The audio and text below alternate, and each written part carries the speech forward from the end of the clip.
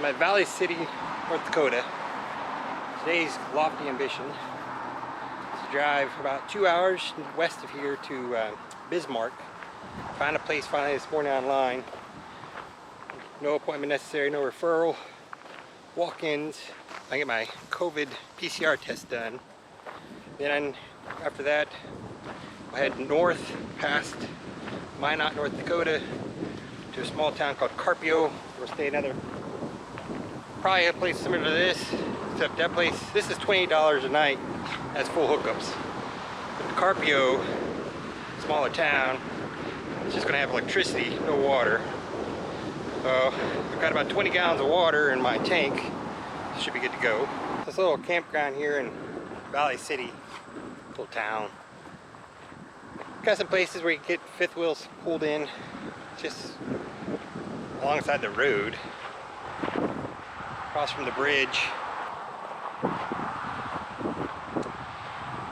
Can't take her anywhere. Jasmine, come on.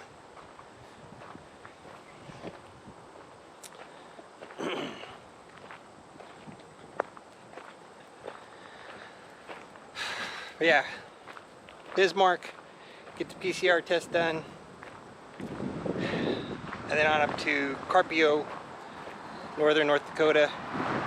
Should be like 15 bucks a night there, just electricity.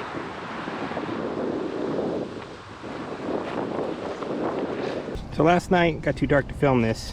Here's a foam pad. I'm hoping that foam pad, I've cut the size, will stay where it's supposed to, right there, and cushion that hit. And I keep scraping my rim.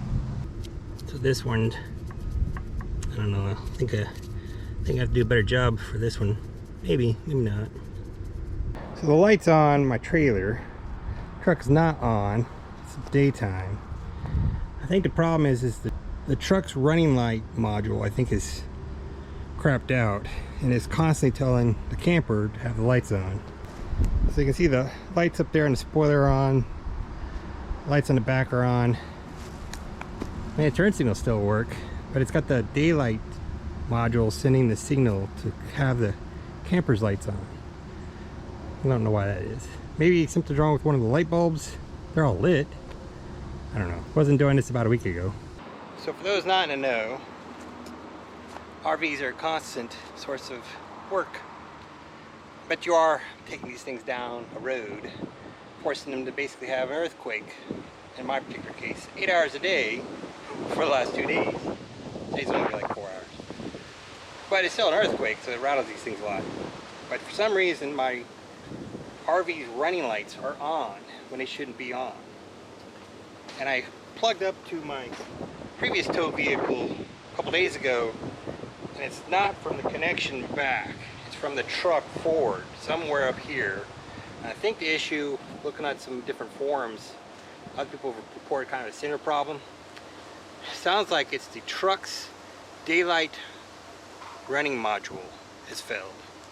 And of course, with chips the way they are today, it's probably on back order for a couple of months until the chips resolve themselves and people can start fixing electronics on vehicles with new chips.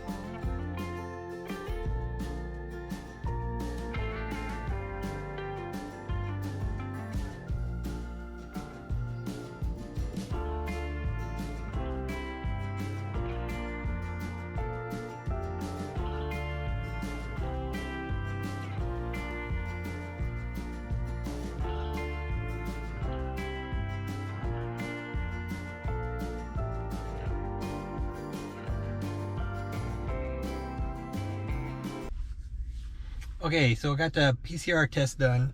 Oh, the swab. Terrible, horrible. My eyes are still kind of quite feeling right. Still feeling where they swabbed. Now it's like almost 10 minutes ago now.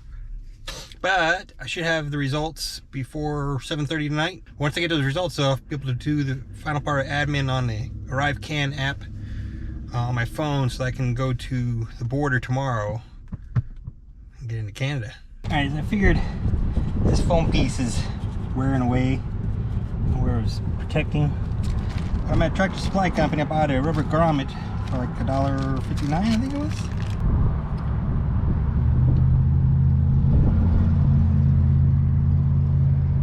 Well, that stiffens it up pretty good. Dang it, hit it with my hat. Alright, so look at that. So now, I think it's going to work just great.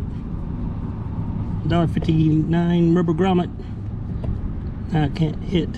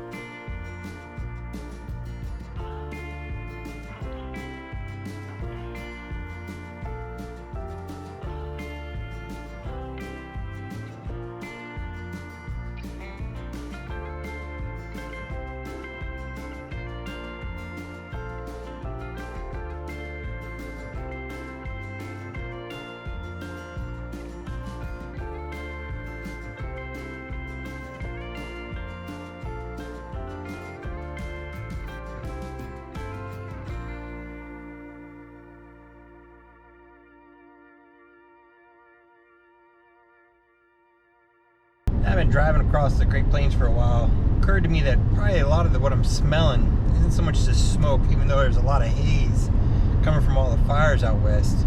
Given the huge amounts of hay I see baled up alongside the roads and all the grasses and all the wheat, even saw a field of sunflowers, I think what I'm really picking up on the smell is all the grasses with the hint of smoke.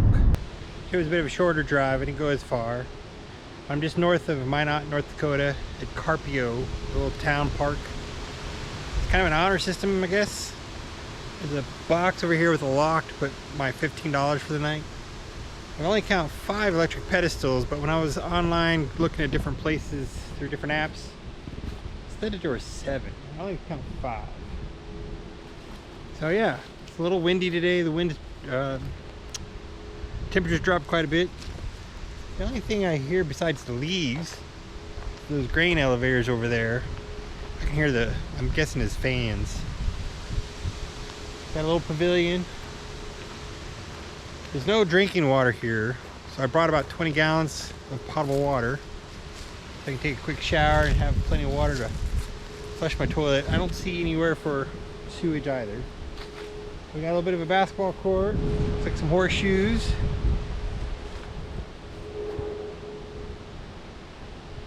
$15 a night, and all I'm doing is waiting for the PCR COVID test to come back negative so I can take off tomorrow and cross the border. So tonight we'll do the ArriveCan app, put in my COVID information, and then yeah, cross the border, little grass surfer again,